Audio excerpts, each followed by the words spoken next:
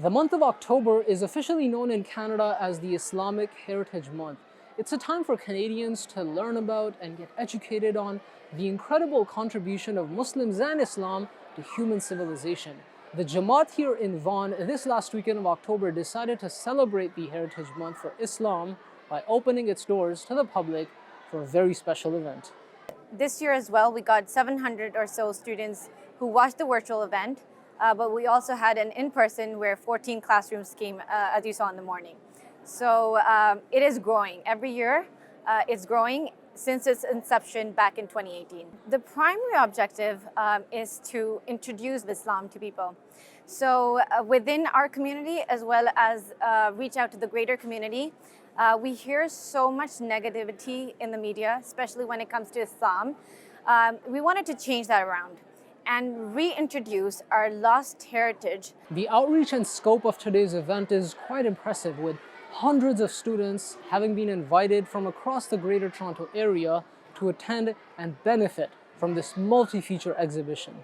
We were very excited to be able to come. It's very important to us to give our students opportunities to celebrate their own heritage, and the students who do not have Muslim heritage to build an understanding and appreciation of the heritage of their peers. I think I feel honored and privileged. I've never had an opportunity like this and wasn't made aware, and the kids were so excited. So that made my heart so happy to see that connection and their interest and their questioning and wanting to learn more, as well as myself. I feel the same. So my favorite station was the Quran station, because I had no clue that there were so many different types of Quran. Like, I didn't know there was a Chinese translation or like other languages. I only thought of Urdu, Arabic, and English.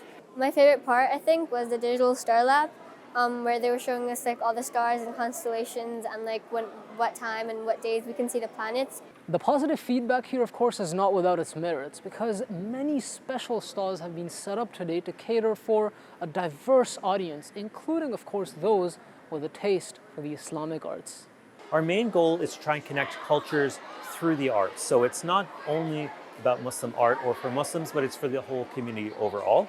It talked about astrolabes as early tools for navigation and the role that the Greeks played, but then the Islamic world adding on to that, so this building of knowledge. We've talked about creating our own paints and inks, and then we use that to do a form of painting called water marbling, which is a Sufi form of painting where you paint on top of water and you transfer it to paper. And this was a way of decorating books. It became quite popular in Europe for quite a while. So if you have any old books at home, crack open the spine, you'll be able to see it. And the lovely thing is we have a lot of really hands-on activities and experiences for youth. And of course, we can't go ahead without mentioning the wonderfully prepared children's skits of Muslim scientists, a special House of Wisdom exhibit, a multi-translation Quran exhibition, and a massive inflated astrolabe replicating a beautiful night sky. But no justice can be done to any celebration of Islamic heritage without, of course, mention of the spiritual and physical nucleus of the Muslim community, the mosque. This year, it is also anniversary of Baitul Islam Mosque as well. It was built in October in 1992. The mosque is very special to all Muslims, and so we're inviting those who attend the exhibition to as well come to the mosque and have a tour and observe how Muslims pray. So today, during the prayer time, we had some of our guests observe, and after they had questions, and it was a very nice sitting that we had with them. Also in attendance were members of the York Regional Police Force, who also richly benefited from the open mosque day. We visit the different places of worship so that we could gain some knowledge in terms of customs and understanding of different religions and faith beliefs.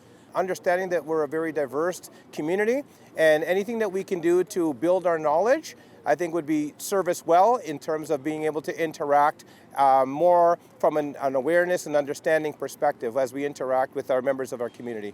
Today's event has tremendously benefited and educated many youngsters on the rich and intellectual history and heritage of Islam and the Muslims themselves. But at the same time, it comes as a reminder to a lot of us that we as Muslims have a tremendous responsibility on our shoulders to uphold and advance this rich heritage of Islam. Cameraman Muhammad Daniel with Basir Rizabut, MT News, Peace Village, Canada.